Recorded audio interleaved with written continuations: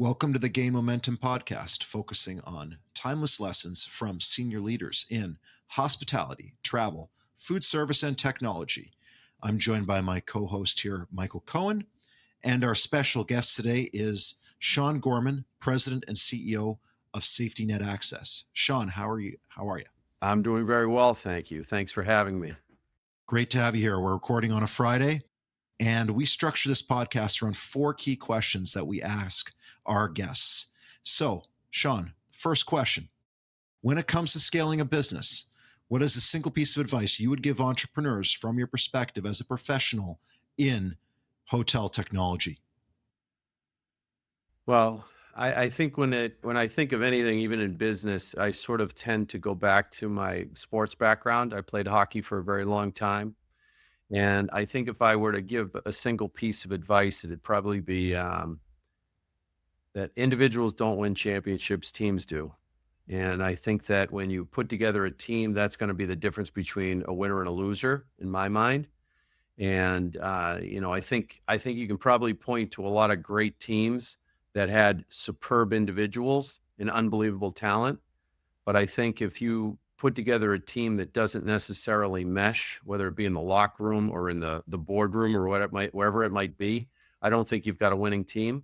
So I think my single greatest advice would be make sure you put together a great team of people, because that's what's going to win it for you. The question on that, Sean, and we know each other a little bit over the years. From a leadership perspective, one thing to acquire the talent, coach the talent.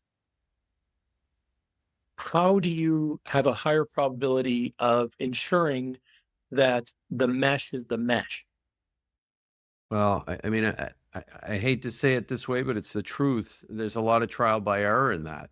I'd like to say that I hit a 500 on my on picking the right individuals all the time, but it doesn't always work that way. And I think it takes time, and you have to find people that are going to buy into your philosophy. And I don't think that's necessarily an easy thing. So I think I hate to put it that way, but it's really trial and error. It really is. For me, it has been. And over the years, sometimes I've gotten very, very lucky right out of the gate. And then other times there wasn't so lucky. So I also want to drill into this idea of meshing, because a lot of times the best teams are those that disagree from time to time. And that way you know what you're throwing against the wall and what actually sticks, what actually can stand the test of time. So what advice would you have for finding the balance between disorganized conflict and organized conflict?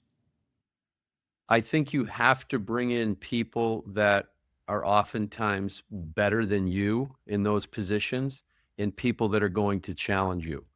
I think the only way you're going to be successful as a leader is to be able to take feedback and take it well. Certainly, if I'm going to give feedback to my employees, I'm going to have to be able to take it myself. Oftentimes you hear people say that the guy that makes the most jokes about people can't handle it himself. And I think that's very true in a lot of business. I've seen a lot of leaders that sort of can't take the feedback, or don't want to take it, or don't think they deserve to take it.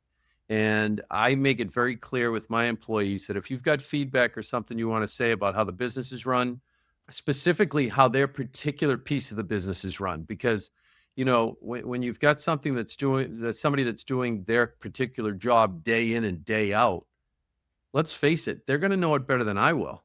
So I need to listen to them. I need to be open to what they have to say. And I think that's how you get a group that meshes. But you have to sort of lead the way with that. You have to be the one that's willing to take the criticisms, really, quite honestly. I mean, albeit constructive criticism, sometimes not so much.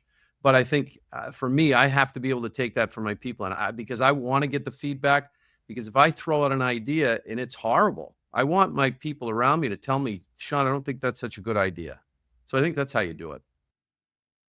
Well, one more point here, and going back to your first analogy about hockey, and we're talking about scalability here. And hockey, every game is only 5 guys on the ice plus the goalie. But when you scale a business, your teams change, your teams grow, the roles shift. How can you preserve good team dynamics while scaling through the stages of startup, early scale up, the classic model of village to city to country, whatever terminology you want to use. How do you preserve the teams? I can tell you right now, it's not very easy because it happened to us very quickly. I mean, in each year, quite honestly, we've grown such an enormous amount that I have to sometimes look at my team and say, maybe you're not the right guy for the job anymore. And sometimes that's very difficult for me because if you know me as a person, I become very friendly with my employees. I don't, I'm not one of those guys that can easily, hire and fire people. I take things to heart. I don't apologize for it at all. But I think that sometimes there are people, but look at the end of the day, if I trust the people and maybe they're not the right person for that particular job, then I'll find another role for them. But I think that as you grow and you scale, you have to understand that maybe the person you started with isn't necessarily the person you end with. And I don't think that's a bad thing. I mean, for myself included, I've had to change multiple times over the years to do this and get better. And I'm constantly searching for people that can be mentors to me, people that can guide me, people who have been there that done it before because I haven't done it before. So this is all a first for me. So I have to realize that sometimes I'm not necessarily the one that's right for the job at a particular time. But since I own the company, I got to try to figure it out. So I'm constantly searching for that. I'm constantly trying to educate myself. And I think it's really important to have mentors or people that you can talk to, that you can trust. A lot of people will say, they bring in a board of directors. I personally don't have a board of directors, but I do in the sense that I have a board of directors that are very close personal friends that are very successful in many different industries that help me out on a daily basis. And I actually like the fact that they don't have skin in the game. And some people may disagree with that, but to me, that's very important. The decisions I make don't necessarily affect their lives, but they care about me as a person. So, and they have no problem. These are all people that I've known for a very long time that have no problem disagreeing with anything I'm saying, to go back to sort of your earlier statement. So sort of that's how I do it. I've got a board of directors, but it's not typical board of directors as we all would think of it to be.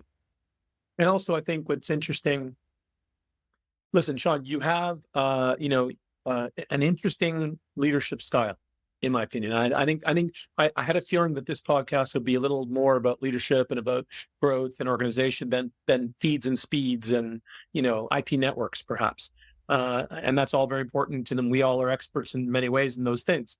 But what is interesting is, from my experience of knowing you a little bit, and obviously knowing the company for many years, and working with the company as a third party sometimes as well, is there's like this clarity and, take this the right way, limited sophistication sometimes.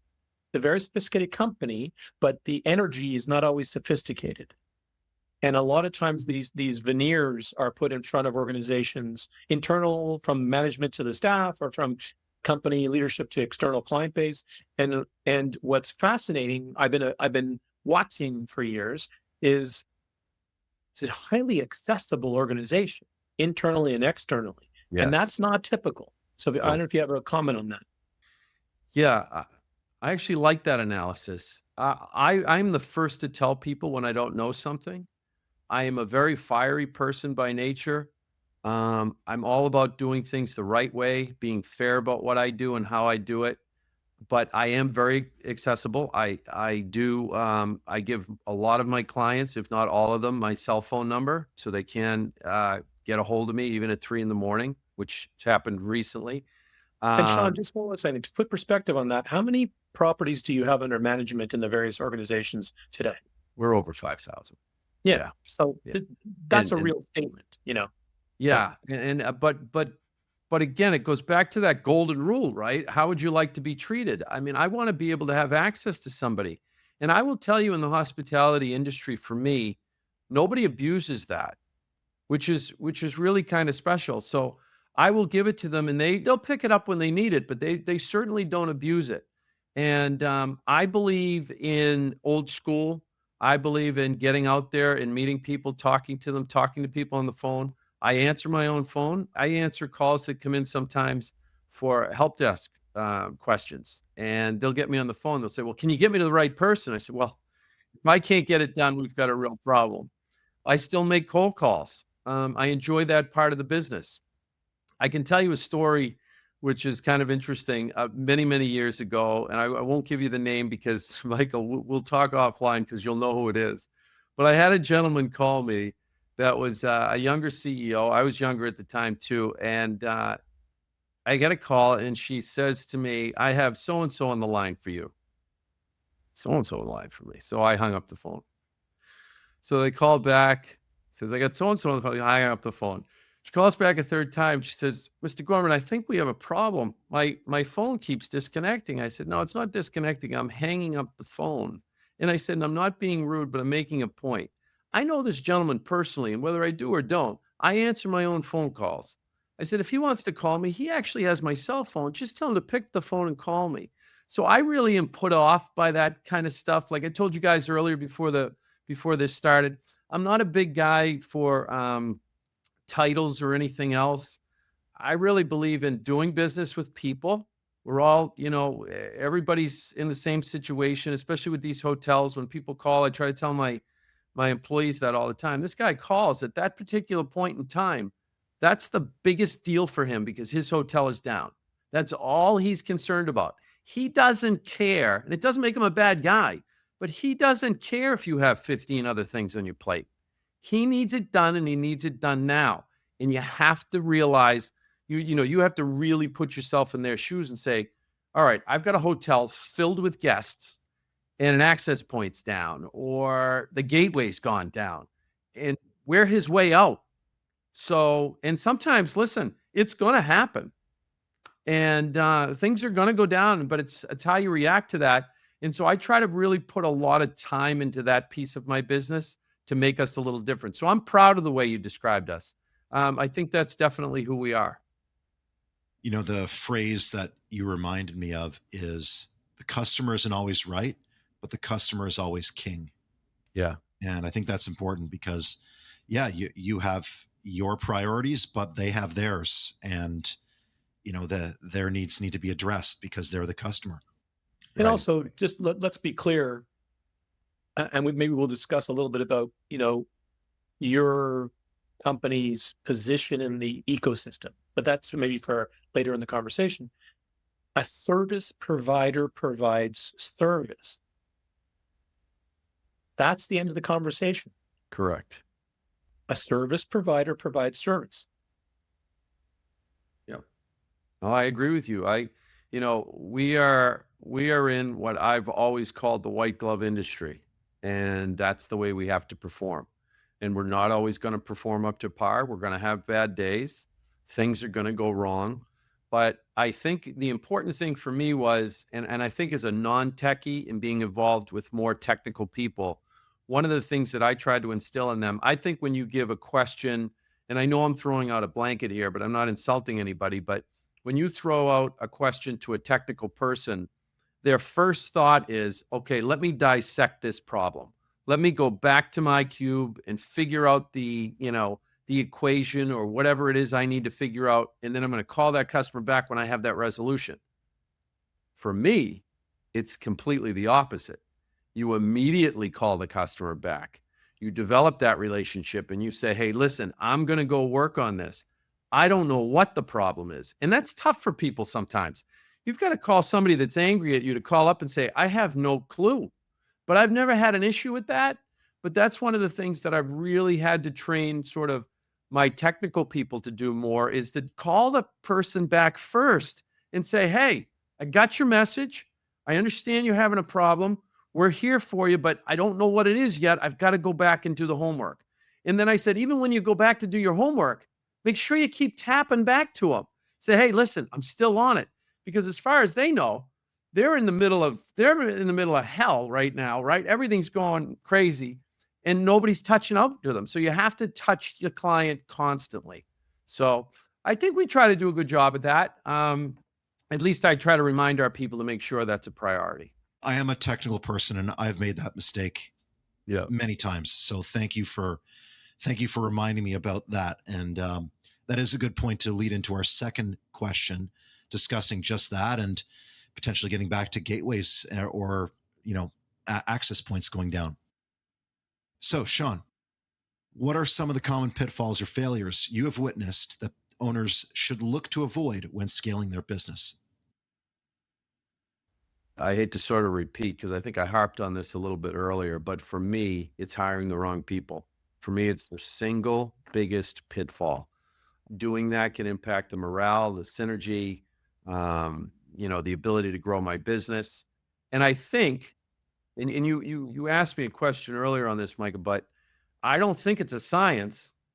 I think it's more of an art trying to find the right people. And my biggest thing is more so than in this, again, I oftentimes go against the flow of everything that people will preach, but I'll take a person that I can trust over a person that I think is a lights out candidate in that particular skill set. If I've got somebody that's pretty darn good, but I can trust and I know will buy into my philosophy, I'm going to go with them 100% of the time. And I think at my company, our tagline that you see everywhere that you hear about is integrity first. It's a mantra that I live by in my life. And I think it reflects who we are and how we treat each other within our company, which is important, but also outside of our company with our clients. And when I do find people that don't fit into that integrity first attitude, they don't last very long with us. And believe me, I give people second chances, probably third chances sometimes too. But when I realize that they're not a reflection of what I want the company to be, we won't keep them very long and they won't fit in. That's certainly one thing. I think also, another pitfall would be to, especially in technology, to put myself in a box, I think, where I'm thinking maybe too small. And sometimes I think that happens because for all of us, our first reaction is we get comfortable, we get nervous, we don't want to take too many chances.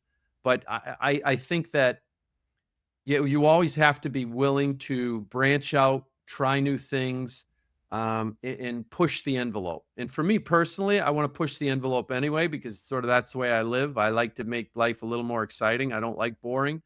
But I think when you have a tendency to think too small and always stay in your lane, which I know is a big line people use all the time, when you don't just kind of bump out every once in a while, I don't think you end up expanding the business. I think what's fascinating with this conversation and because I'm going to use a sports analogy again, is you remind me of when they talk about in professional sports that there's not a lot of individual owners of sports teams anymore. There's corporate owners of sports teams or conglomerates. And, Steve Cohen with the Mets, let's say right now, and a couple others, even though he spends a lot of money, which is nice. But I think Sean is a big part of what I've seen from the energy and the growth and the essence of SafetyNet Access and your affiliated companies is, it's a bit of a throwback. You're a bit of a throwback, which I know you actually love when I say that. But it is a similar scenario where, committees and board of directors, and these are all, of course, professional, appropriate Yep. scenarios, but there's also a space for the kind of entrepreneurial leadership that we have startups and scale ups, but usually when they get to your size, they're already corporate. Of course, you have a corporate structure, but I'm getting at like this is gone from the essence and energy of many businesses at your size. And it's not the case with SafetyNet Access at this time. And I'm curious why that is. I think it's probably me. I think it's my philosophy. It goes back to sort of the way I was brought up, the way I do things. I've also been burned. And so because of that, I'm less excited to grab partners oftentimes. And when I do grab a partner, even for business, just sort of a business partnership, I'm very, very careful to make sure I partner with the right people and right company. And that probably comes from being burned. But I think, the biggest thing for me was when I look back at what happened during COVID. COVID was a horrible time for this industry. We had every hotel calling us saying, I can't pay this month. I can't do this. And listen, rightly so. Like I understood it. But for me, I mean, we had to lay off people, which, I mean, if you know anything about me, even when I'm coaching hockey teams, I'm sick for 2 weeks. Well, I have to tell some poor kid he can't make my team. I'd put every kid in the team. So when I was having to lay off people at that particular time that they're from their livelihood, I was sick to my stomach for months.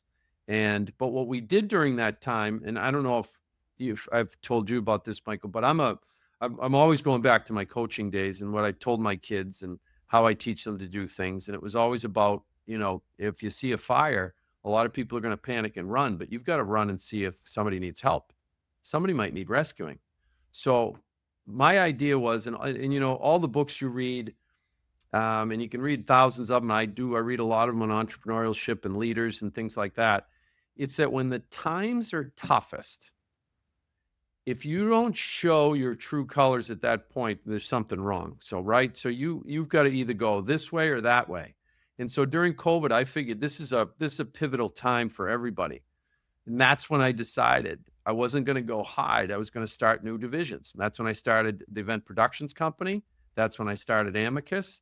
And I really started to put our time into developing our Select NetWorx software company into a real viable company. So, and that was, yeah, I mean, when you talk about, your question there on failures and pitfalls, and I mean, that was probably the scariest time for us because we had basically zero income, and I still kept a lot of people on, and that was tough to do. So, Well, moving into our third question now, and you mentioned a lot of the divisions that are within SafetyNet Access. So maybe there's a good segue here to discuss those in a little bit more depth. Sean, what do you see as the key opportunities and challenges for hospitality technology companies in 2025 and beyond? well, not even just necessarily our particular space, but anybody in general. I think you've got to make sure that you're always reinventing yourself and you're always staying up with the latest and greatest. So that's why I got to make sure that the guys I bring, the technology guys, and again, I got to bring in a lot of younger guys now because they know a few more things that we don't know. And I got to make sure that we're sort of on Speak for that yourself, cutting edge. Sean. Speak for yourself, please. I used to say I'm that young kid from Boston. I don't think I could do that anymore. But I think it's just, you've got AI coming into every aspect of every business. So that's something that's intriguing to me, but also very, very scary. So we're starting to utilize that sort of with help desk stuff. So we can sort of figure out trends that are going on, like who's calling, why are they calling, even specific to a certain hotel that has specific, like let's say a gateway and access points. These two combinations with these two companies get, this much more calls than a company where I did it otherwise. So the AI can sort of help us to sort of try to figure that stuff out. That's exciting. Some of the stuff scares me on that, but I think the biggest challenge for me is to make sure that I'm staying up with all the latest and greatest stuff that we have to do. Well, the latest and greatest, there is so much of that. And I'm wondering, because of all the various technologies that are emerging, you've mentioned AI, but how do you keep your focus? How do you maintain what to actually look at and what you think will be applicable within the next 12 months, the next 24 months, instead of things that I'm immediately drawn to talk about Web3 and the metaverse, things we know are coming, but aren't necessarily applicable just to your specific business in the immediate period for generating new revenues and cash flow. How do you keep the focus in terms of what's coming out there and what you deem to be applicable within the framework that is your company's? Yeah, I think it's for me personally, it's very difficult for me to keep my focus on that kind of stuff. I have to utilize the people that work for me that I know are smarter than I am when it comes to the technology. And so I have them, what I do is I try to give them the ability to go out and do that so that they don't get so overwhelmed with the job that they're doing that they don't have the ability to go out and have the time to go look at those things. Now, it's not easy, especially with a company like ours. We are sort of all in, and I have a lot of people in my company that I think oftentimes probably are like me, in the sense, because some of these people have been with me for 20 years since I started. They're used to doing it all themselves. And sometimes we have to all learn to share the wealth a little bit and share the duties. And that's tough. We have that instinct, but you know what? I know I can do it faster than this guy that I just brought in. So I'm just going to do it and get it done instead of taking the time to train that guy and say, this is how you do it. So I try to give them the time to do it, but I let the people that are smarter than me in the tech side of things do that. Now, I try to keep my eyes and ears open all the time and try to read as much as I can. But at the end of the day, like Michael knows this, I'm not a tech guy, right?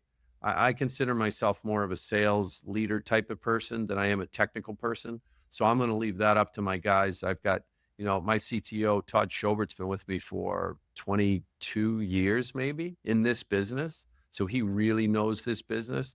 So I'm really lucky with the people that surround me. So Yeah, but also, Sean, I think that because of having people like Todd and others, specifically in your technical leadership, it has enabled you to be freed up to have conversations and dialogues with customer bases, with HQs, where you can listen to them. And it's easy to say, tough to do. Is we all don't have to be the smartest person in the room. We have to be the most effective person in the room, especially when we're in a room with our client base.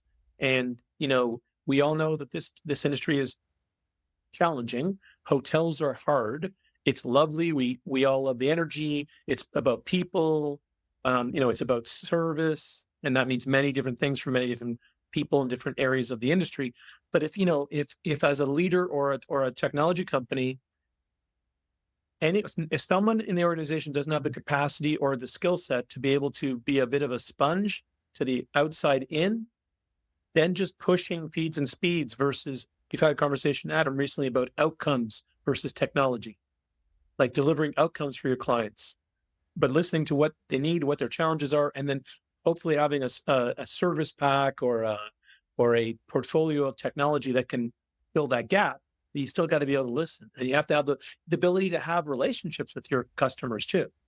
right, right. No, I agree with you, and I think with my background as a salesperson, I was taught very early on to shut your mouth and listen.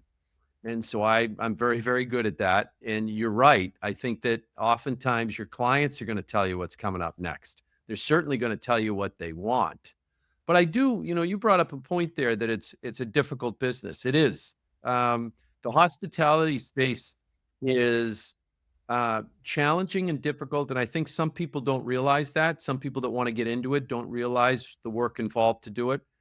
But what's interesting about it is that now that I've sort of veered outside of hospitality, because I've honed my skills in hospitality, I am so much better outside of hospitality in the sense that I'm better against the people that I have to go against. So when I walk in and they give me a challenge, I look at it and say, well, what I'm held to over here and the standards that are required over here aren't necessarily the same here. So my guys, it's you never want to use the word easy. Nothing's easy, and you shouldn't go into anything thinking it's easy. But It's more streamlined, let's use that, or optimized, yes, streamlined. but I think when you leave an industry or when you move to do more business someplace else, but really the same type of work, but you've been in a business that's it's I guess probably like the equivalent of Bill Belichick in football. You go from that very disciplined. Now when you go to the next place, you already know how to organize yourself. You're going to study the plays. You're going to know that guy needs to do his job. You're going to do your job, and you're going to do it extremely well. And then when you move over to this other team, it's like, okay, I got this down. The rest of you need to figure it out. But, so it's been very helpful for me to move over because I've sort of honed my skills so well here in hospitality. Well, I've always thought that the challenges and the opportunities of hospitality in the technology or otherwise space has created a unseen ghost barrier to entry for other companies coming who think, well, we're already in this vertical or we're a horizontal company. We'll just double our revenue or add a new product line and slam dunk. And they get burnt. They have challenges. They make mistakes. Frankly, everyone makes mistakes to a point, but if it is a barrier to entry that people don't talk about, people only talk about that it's hard. I think it's actually excellent that it's challenging because it also creates metal. It creates, if a company is going to survive or an executive is going to survive, they're going to do it because they have metal in this industry. How's that Yes. for Yeah. macho hockey talk? No, Sorry. that's very good. No, I agree with you wholeheartedly. I mean, we have, it is the barrier to entry that's a perfect phrase, Michael, because that's exactly right. It's not easy to get into this business. There's a lot. The hospitality space requires a lot, and they should. I mean, these guests want to come into these hotels and stay here, and they want the same type of technology that they're going to get at home when they're sitting at home, and they want it to be that quick and that easy. And so, in order to do that, we've got to be really, really good at what we do. And also we have to have, like many industries, but we have to, and I'm not trying to put words in your mouth, Sean. I'm not saying that we're the same, but we have to really partner with clients. If a hotelier was on instead of you, it would be a similar conversation. And they would say, our suppliers, our technical partners, we have some cohesion. We've aligned, truly aligned, because that's the only way with, efficient delivery of guest satisfaction and service and back of the house and keeping the lights on and COVID and beds and heads and everything else. It's almost like it's orchestrated between supply side and buy side, which I haven't seen in my career. I've been in multiple industries over my life. I haven't seen this level of orchestration almost organically over years between the buy side and the supply side. Right. I agree with you. I agree with everything you just said. Cool. Adam, next question. Well, to pick out one particular barrier to entry that I think everyone finds a little bit challenging is the long sales cycle that we encounter when trying to sell the hotels. And there's a lot to pick out within that, but how have you navigated the problem of this long sales cycle, both to keep your teams motivated through that process, as well as the bigger challenge, which is maintaining cash flow during that sales process? It's not easy, I'll tell you that, especially when COVID came around, because what happened was the supply chain was broken. Some people were losing money. Some hotels were going out of business, and we had sort of set to do that. And it was, like you said, it's a long haul. And, the other thing that I think people forget on that, which is important, is for a sales guy that's looking for a commission, he has to now sort of wait a little longer than he would maybe in another industry where he can get that quick sale and then collect his commission.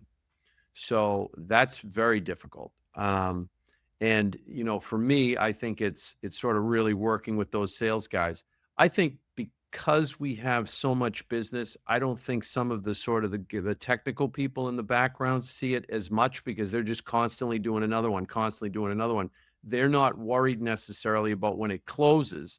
I mean, for the most part, they are, but in their own little silo there, they're staying busy. They're pumping out the projects, they're doing it. But for the sales guy, he's like, when's this going to close? When's this going to get done? And sometimes you do close it, but it still takes a long time. So you close it and there's, oh, we didn't get this. And this isn't done if it's a new build and it gets pushed out and gets pushed out. So they have to go and immediately get another one. So my respect goes out to all the sales guys in this industry because they're taking a while to get their commissions oftentimes. And that's difficult. But, as far as, yeah, again, you just got to pick the right guys that understand that coming in. And I think we have to do a real good job when we hire people to explain that the sales process in this particular industry just takes a while. Sean, we'll move into our fourth and final key question here. What are the key things innovative leaders and entrepreneurs should prioritize and focus on to gain traction for their businesses? Trust your gut. So whether it be hiring, making decisions on moving your business forward, whatever it be, trust your gut. I've always done that. And people tell you that work with me, my gut's kind of crazy the way I know when certain things are going to happen or what's going down. Now, certainly I've made mistakes, but for the most part, I'd always say, trust my gut. I learned that as a very young boy with my mom and dad.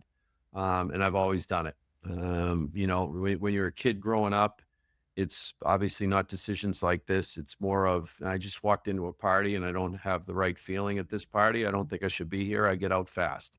So I learned to do that at a young age, and it's done well for me my whole life. So I brought it right into my business, and it works. I think you have to be creative. It's sort of what got me here was being creative.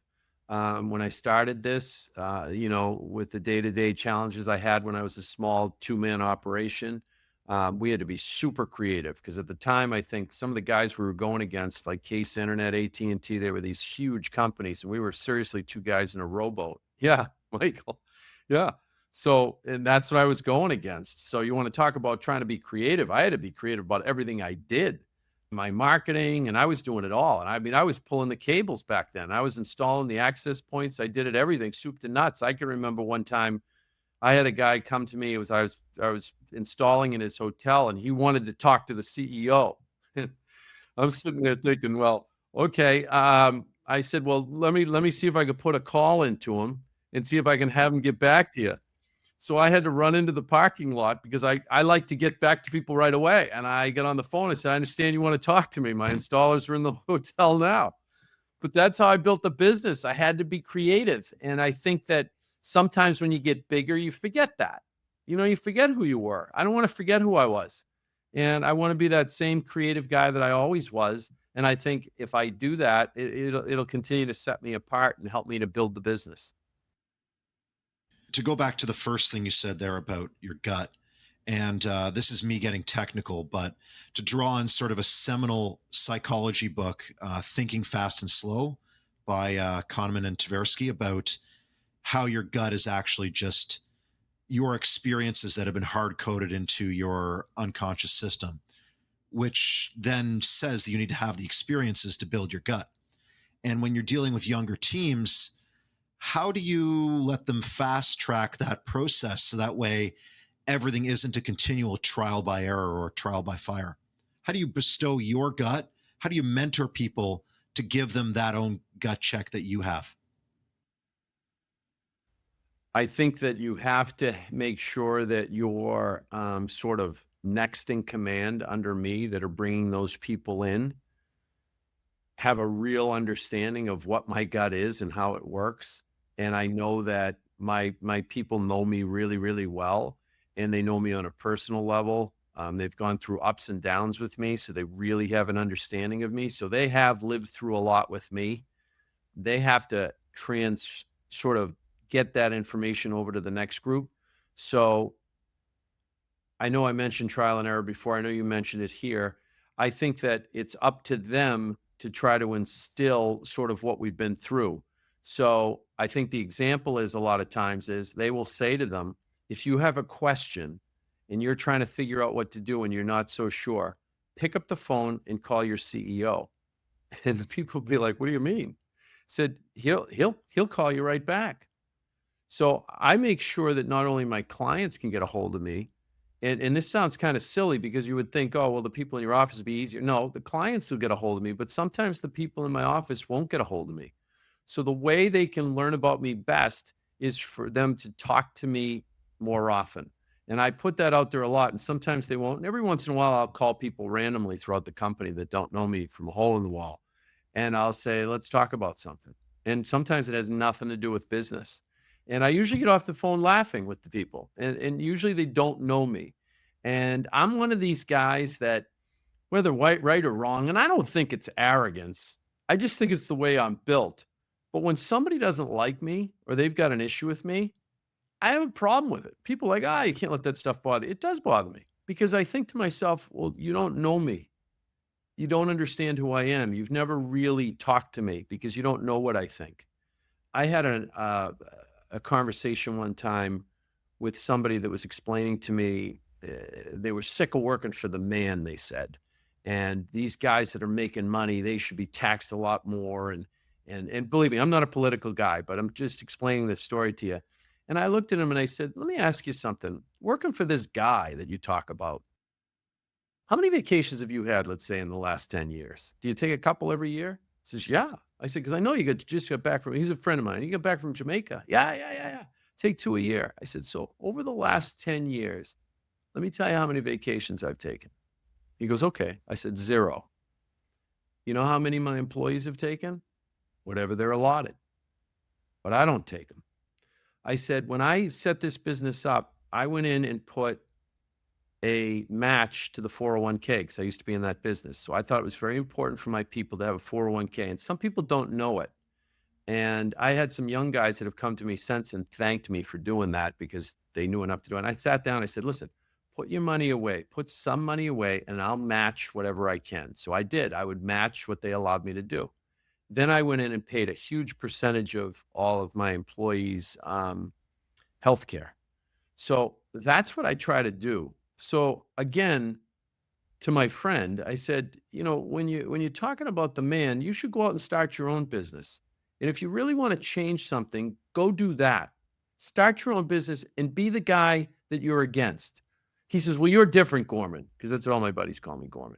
You're different. I said, well, that's the way it should be. But if you want to make a change, go do it yourself and stop complaining about everybody else and that you're sick of the company you're working for and they're not doing this and not doing that. Then go start your own company and be the guy that does that. And that's what I've really tried to do.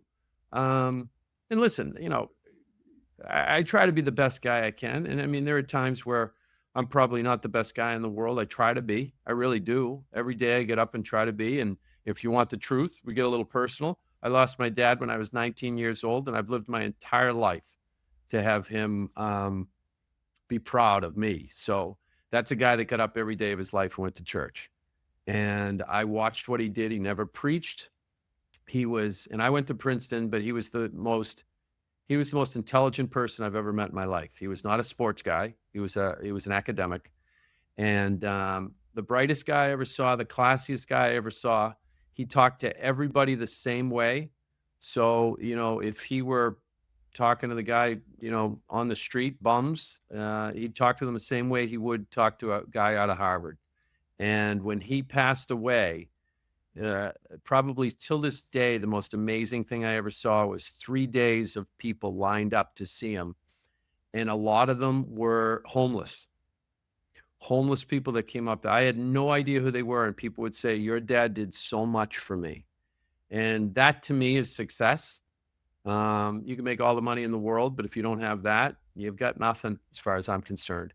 To be honest with you guys, that's really what it makes me go out there and do what I can every day to do the right thing. So Gorman, there's a reason why we get along, and now we're going to be mutually personal on the Game Momentum podcast for a moment. So my dad passed away when I was 17 years old, and I had a very similar experience with the outpour of the community in Montreal. You're Boston, I'm Montreal. yeah, We know, but anyway, yeah. but I can see it and I identify literally, and also I can just feel the energy of what you're talking about is that everyone has challenges, everyone has life situations. It really, a lot of it is, and when we're talking about business and technology, and our business is a people-based business, but there's multiple paths to success, I guess is what I'm getting at. And beyond the fact that we align there, it also is clear, and it's good for people listening, hopefully, is that if you can take serious challenges of life, and if it provides you with the gasoline and the motivation and hopefully some guidance to drive yourself ahead and to drive yourself to success. And I think that that's a big part of what you've done at SafetyNet Access.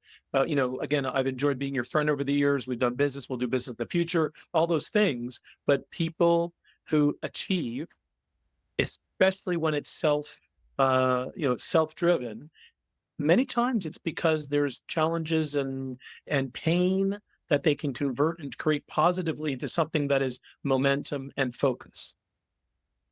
I can't agree more. And to mention a book, you talked psychology earlier, guys. So I'm a psych guy. I wrote my thesis in college on mental techniques toward peak performance. I'm fascinated by it. And if you ever read some of the books by Malcolm Gladwell, he talks about that. He talks about these defining moments in your life that you can either go one way or the other. And I think it's things like that, that particular point in my life, I mean, I've got, Everybody goes through trials and tribulations, Michael, but to hear that you went through the same thing I went through, Like totally, literally, John, literally, it's wild. But in we're any case, I totally, mean, this is for general consumption. So yeah, we'll have a drink, have a Yeah. beer at the hospitality sorry. center. And so, yeah. Such a sentimental and profound, deep message to end on. So, Sean, any final thoughts? No, listen, I appreciate you guys giving me the time. I appreciate the questions. I didn't think they were softball questions, Michael, so thank you. Those were good. Those were challenging questions. You guys really had me thinking there a little bit, so I really appreciate it. This was great. Yeah, they were slap shot questions. We got to keep it to hockey here. Yeah. Sean, thank you. Thank you. Thanks for listening to the Gain Momentum podcast. To stay up to date, make sure to follow or subscribe wherever you get your podcasts. For more information about Gain Advisors, head to gainadvisors.com.